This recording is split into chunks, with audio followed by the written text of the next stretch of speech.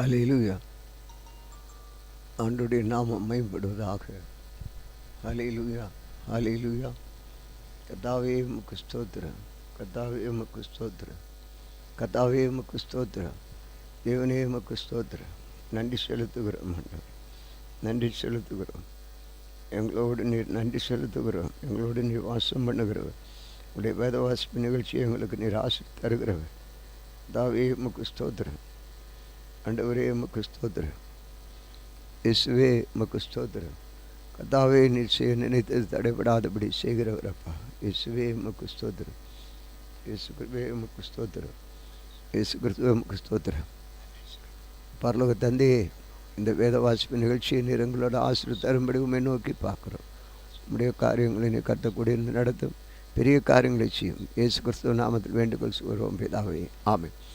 அன்பு நேயர்களே, இந்த வேத வாசிப்பு நிகழ்ச்சியை ஆண்டவர் உண்மையாக ஒரு தரிசனத்தோடு இதை செய்ய வைத்திருக்கிறார். அநேகர் இதை எப்படி கேட்குறீர்கள் என்று தெரியாது. இது உங்களுடைய வசதி கேட்டார் போல இந்த நிகழ்ச்சியை நீங்கள் பயன்படுத்தலாம். வேதத்தை எப்பொழுதுமே நாம் கையில் எடுக்க முடியாது.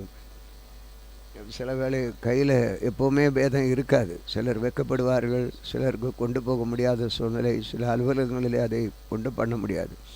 ஆனால் அதற்காக இந்த நிகழ்ச்சிகள் எப்பொழுதுமே நம்ம கையில் கைபேசி எப்பொழுதுமே நம்மிடத்தில் இருக்குது, அந்த செல்ஃபோன். ஆகவே அவைகளை வைத்து நிச்சயமாக நம்ம இதை போட்டு கேட்டு விடலாம். அந்த வேலை நேரங்களிலும் சரி, அது நமக்குள்ளே ஒரு பெரிய ஆறுதலை கொடுக்கும். ஆகவே தான் இந்த நிகழ்ச்சி ஒரு சாதாரணமான நிகழ்ச்சியாக இருக்கலாம், ஒரு ஆரவாரம் இல்லாத நிகழ்ச்சி. ஆனால் இதை நீங்கள் தேவனுடைய ஜீவனுள்ள வார்த்தை, அது ஜீவன் தரும். வியாதி துன்ப வேறு நேரங்கள், கடினமான உழைப்பு நேரங்களிலும் இது ஜீவன் தரும், பலன் தரும், ஆரோக்கியம் தரும், சத்துவத்தை தரும். இந்த நிகழ்ச்சியை தொடர்ந்து பற்றி கொள்ளுங்கள், தொடர்ந்து வாசியுங்க, கேளுங்கள். எத்தனை முறை நீங்கள் இதை கேட்கிறீர்களோ அத்தனை முறை இந்த வேதத்தை வாசித்து முடிக்கிறீர்கள். அட்லீஸ்ட் ஒரு முறையாகலும் தங்களை அர்ப்பணிக்க ஆயத்தப்படுங்கள். கர்த்தர் உங்களை ஆசீர்வதிப்பாராக. நன்றி.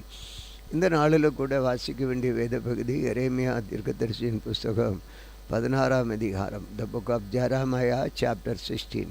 கர்த்தருடைய வார்த்தை எனக்கு உண்டாகி, நீ பெண்ணை விவாகம் பண்ண வேண்டாம், இவ்விடத்துக்கு உனக்கு குமாரரும் குமார்த்திகளும் இருக்க வேண்டாம் என்றார்.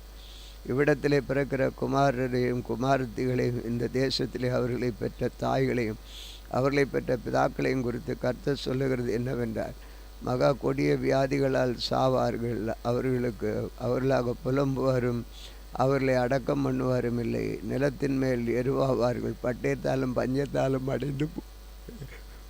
அவர்கள் மடிந்து போவார்கள். அவர்களுடைய பிரேதம் ஆகாசத்து பறவைகளின் பூவியின் மிருக ஜீவங்களும் இரையாகும்.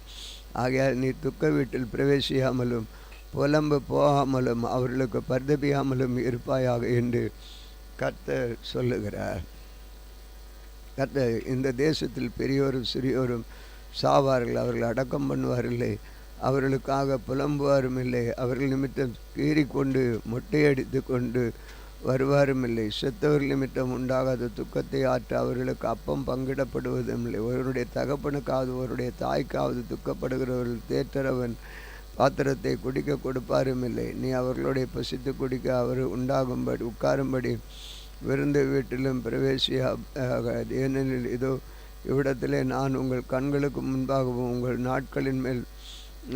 நாட்களிலுமே சந்தோஷத்தின் சத்தத்தையும் மகிழ்ச்சியின் சத்தத்தையும் மணவாளன் சத்தத்தையும் மணவாட்டியின் சத்தத்தையும் ஓய பண்ணுவேன் என்று இஸ்ரவேலின் தேவனாகிய சேனைகளின் கர்த்தர் சொல்லுகிறார்.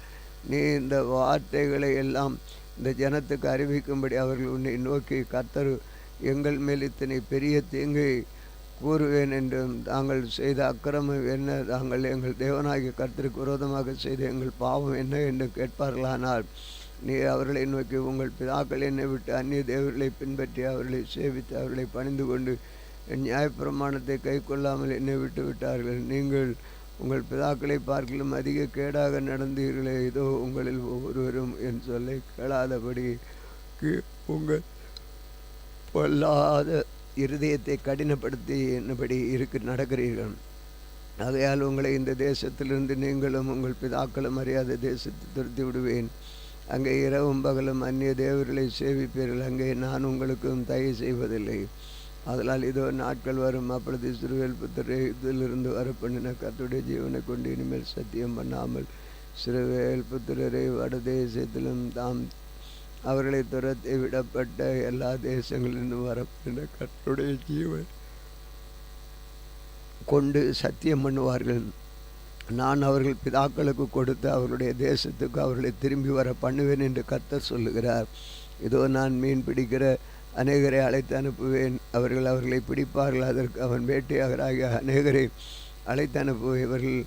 அவர்கள் எல்லா மலைகளிலும் எல்லா குன்றுகளிலும் கண்மலையிலும் வெடிப்புகளிலும் வேட்டையாடுவார்கள். என் கண்கள் அவருடைய கண்களுக்கு எல்லா வழிகளின் மேலும் நோக்கமாயிருக்கிறது, அவைகள் என் முகத்துக்கு முன்பாக மறைந்திருக்கிறதில்லை. அவருடைய அக்கிரமம் என் கண்களுக்கு முன்பாக மறைவாயிருக்கிறதும் இல்லை. முதலாவது நான் அவர்களுடைய அக்கிரமத்துக்கும் அவருடைய பாவத்துக்கும் இரட்டிப்பாய் நீதியை சரி கட்டுவேன். அவர்களை என் தேசத்தை தீட்டுப்படுத்தி என் சுதந்திரத்தை என்று அருவருக்கப்படத்தக்க தங்கள் காரியங்களை நாட்டமான விக்கிரகங்களினால் நிரப்பினார்கள் என்று கர்த்தர் சொல்லுகிறார். என் பலனும் என் கோட்டையும் என் நெருக்கப்படுகிற நாளில் என் அடைக்கலமாகிய கர்த்தாவே, புறஜாதிகள் உம்முடைய கடாந்தரங்களில் உம்மிடத்தில் வந்து மெய்யாகவே இந்த பிதாக்கள் மெய்யாகவே எங்கள் பிதாக்கள் பிரயோஜனமில்லாத பொய்யையும் மாயையும் கைப்பற்றினார்கள் என்பார்கள். மனுஷன் தனக்கு தேவர்களை உண்டு பண்ணலாமோ? அவைகள் தேவர்கள் அல்லவே. அதனால் இப்பொழுது தான் அவர்களுக்கு தெரிய பண்ணுவேன் என்று கரத்தையும் என் பலத்தையும் அவர்களுக்கு தெரிய பண்ணுவேன். என் நாமம் யெகோவா என்றும் அறிந்து கொள்வார்கள். அதிகாரம் 17. யோதாவின் பாவம் இருக்கும் பொழுது தானிலும் வைரத்தின் நுனியிலும் எழுதப்பட்ட அவர்களுடைய இருதயத்தின் பலகையிலும் உங்கள் பலிபீடங்களுக்கு கொம்புகளிலும் பதிந்திருந்தது. உயர்ந்த மேடுகள் மேல் பச்சையான மரங்கள் அண்டையில் இருந்த அவர்களுடைய பலிபீடங்களையும் அவருடைய தோப்புகளையும் அவர்களுடைய பிள்ளைகள் நினைக்கும்படி இப்படி செய்திருக்கிறது. வயல் நிலத்துள்ள என் மலையை நீ உன் எல்லைகளிலெல்லாம் செய்த பாவத்து நிமித்தம் நான் உன் ஆஸ்தியும் உன் எல்லா பொக்கிஷங்களையும் உன் மேடைகளையும் கூட இடுவிப்பேன். அப்படியே நான் உனக்கு கொடுத்த சுதந்திரத்தை நீதானே விட்டு விடுவாய். நீ அறியாத தேசத்திலே உன்னை உன் சத்துருவுக்கு அடிமையாக்குவேன். என்றென்றைக்கும் எரியத்தக்க என் கோபத்தின் அக்னியை மூடிவிட்டீர்களே. மனுஷன் மேல் நான் நம்பிக்கை வைத்து மாம்சமானது தன் பயமலமாக்கி கொண்டு கர்த்தரை விட்டு விலகிற இறுதியுள்ள மனுஷன் சபிக்கப்பட்டவன் என்று கர்த்தர் சொல்லுகிறார். அவன் அந்தார வெளியில் கரளை போன செடியை போல் இருந்து நன்மையாக இருக்கிறதை காணாமல் வனாந்திரத்தின் வறட்சியான இடங்களிலும் குடியில்லாத உயர்நிலங்களிலும் தங்குவான். கர்த்தர் மேல் நம்பிக்கை வைத்து கர்த்தரை தன் தெய்வமாக கொண்டிருக்கிற மனுஷன் பாக்கியவான். அவன் தண்ணீர் அண்டையிலே நாட்டப்பட்டதும் கால்வாய் மரத்தண்டை வேர்களை விடுகிறதும் உசனமாய் வருகிறதை காணாமல் இலை பச்சையாக இருக்கிறதும் மழை தாழ்ச்சியான வருஷங்களிலும் வருத்தம் பிட்ட தப்பாமல் கழிகூறதான மரத்தை போல் இருப்பார்கள்.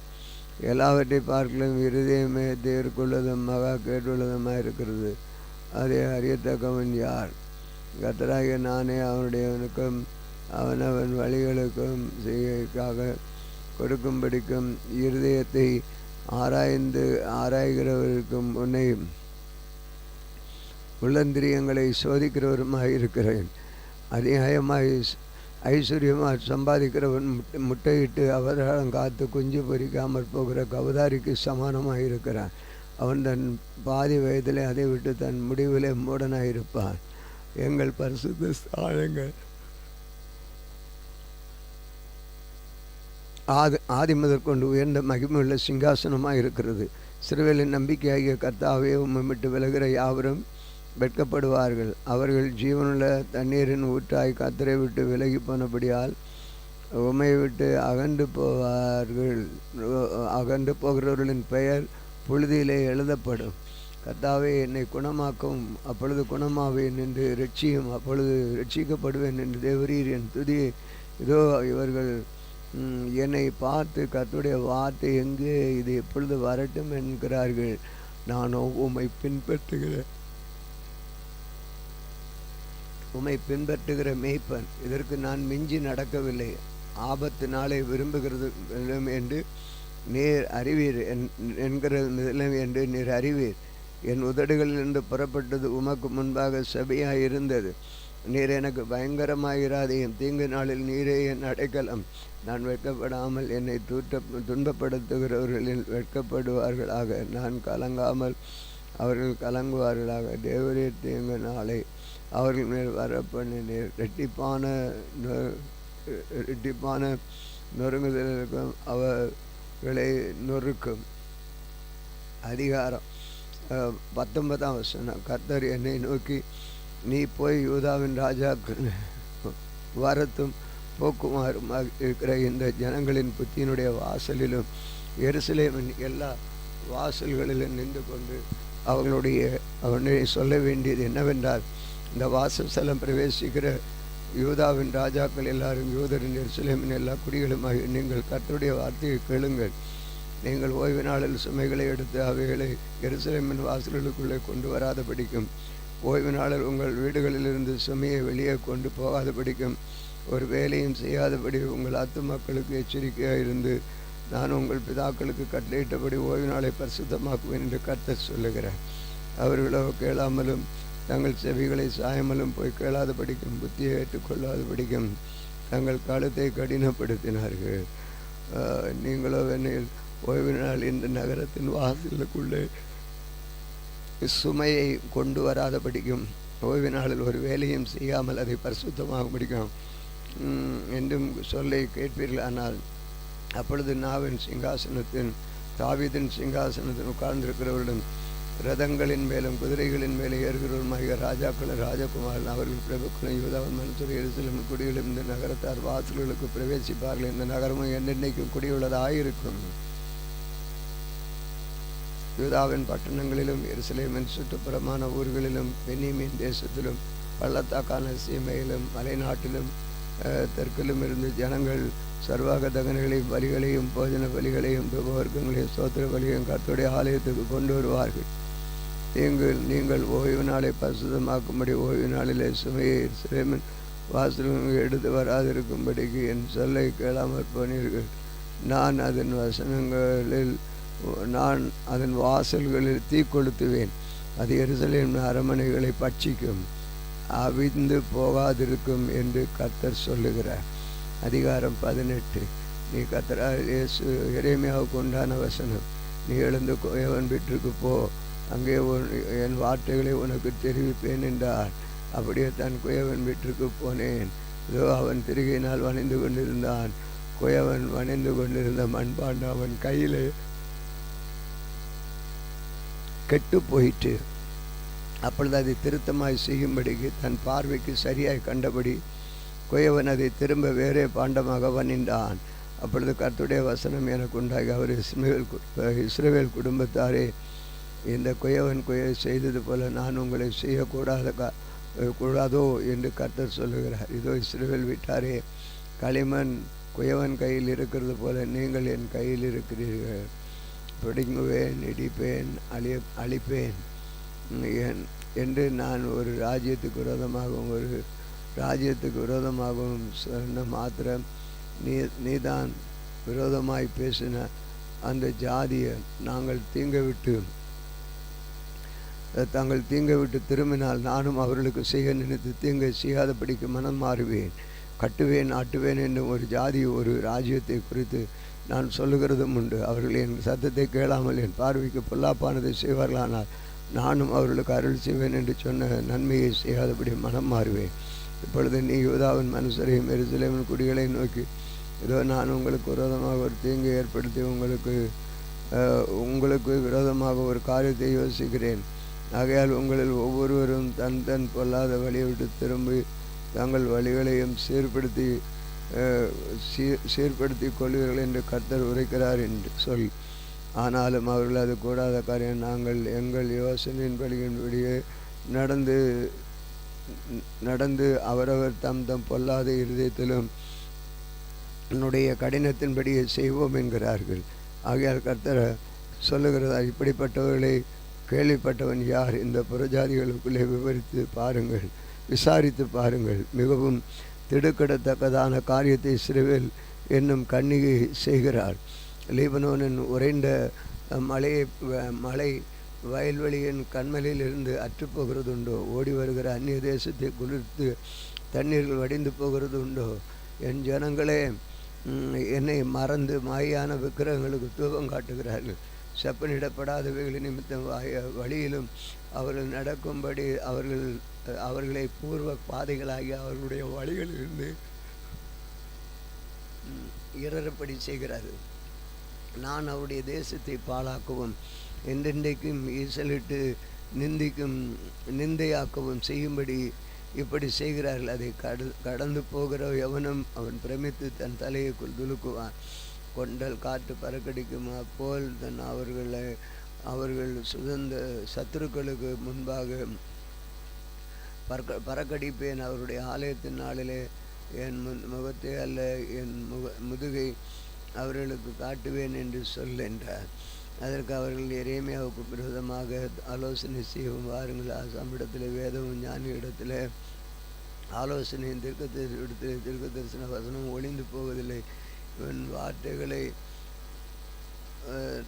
கவனியாமல் இவனை நாவினாலே வெட்டி போட்டார்.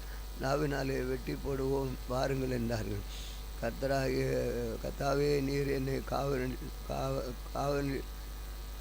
கவனித்து என்னுடைய வழக்காடுகிறவர்களின் சத்தத்தை கேளும். நன்மைக்கு தீமையை சரி கட்டலாமோ? என் ஆத்மாவுக்கும் படுகொலியை வெட்டுகிறார்களே. உங்களுடைய உக்கிரகத்தை அவர் மேல் விட்டு திரும்பாதபடி நான் அவர்களுக்கு நன்மையாக பேச உமக்கு முன்பாக நின்றபடி நினைத்தருளும். ஆகையால் அவர்களுடைய பிள்ளைகள் பஞ்சத்துக்கும் ஒப்பு கொடுத்து அவர்கள் பட்டயத்துக்கும் இரையாகிலும் அவர்கள் மனைவியின் பிள்ளைகளை அற்றவர்களாகலும் விதவைகளும் ஆகிய அவர்கள் புருஷர் கொலை செய்யப்பட்டு அவர்கள் வாலிபர் யுத்தத்திலே பட்டய வெட்டாலே மடிய கடவர்கள். நேர் சடுதியில் அவர்கள் மேல் இராணுவத்தை வரப்பண்ணுகையில் கூக்கல் அவருடைய வீடுகளிலிருந்து கேட்கப்பட்டது. என்னை பிடிக்க வடுகுலியை வெட்டி என் கால்களுக்கு கண்ணிகளை வைத்தார்கள். ஆனாலும் கர்த்தாவே அவர்கள் எனக்கு விரோதமாய் செய்யும் கொலை பாதுகாத்தக்க யோசனை எல்லாம் நீர் அவர் அறிவீர். உம்முடைய ஆக்கினியத்தை உமது கண்ணுக்கு மறைவாக மூடாமலும் அவர்களே பாவத்துக்கு உட்படாமலும் இருப்பீராக. அவர்கள் உமக்கே முன்பாக கவிழ்க்கப்பட்டவர்கள். உமது கோபத்தின் காலத்திலே இப்படி செய்கிறவர்களுக்கு சமானம். ஆம், வாசிக்க வேண்டிய வேதப்பதி வாசித்தோம். ஜெபிப்போம். அன்பின் ஆண்டவரே, இந்த வேலையில் எங்களோடு இருந்து இந்த வேத வாசிப்பு நிகழ்ச்சி தந்ததுக்கு நன்றி. இதிலிருந்து அநேக காரியங்களை எங்களுக்கு எச்சரித்து சுட்டி காட்டுகிறேன். உமக்கு கோடி கோடி நன்றி தெரிவிக்கிறோம். அப்பா, இந்த நிகழ்ச்சி ஒவ்வொரு பார்த்து அந்த ஒரு இடத்துல ஒரு முறையாகலும் வேதத்தை முடிக்க உதவி செய்யும். இயேசு கிறிஸ்துவ நாமத்தில் வேண்டிக் கொள்கிறோம் பிதாவே, ஆமென். இந்த நாளிலும் எங்களுக்கு விரோதமாய் கிரியை செய்கிற சகல அந்தகார வல்லமையின் ஆவிகளை நசுமை இயேசு கிறிஸ்துவ நாமத்திலே கடிந்து கட்டுகிறோம். ஆமென், ஆமென், ஆமென்.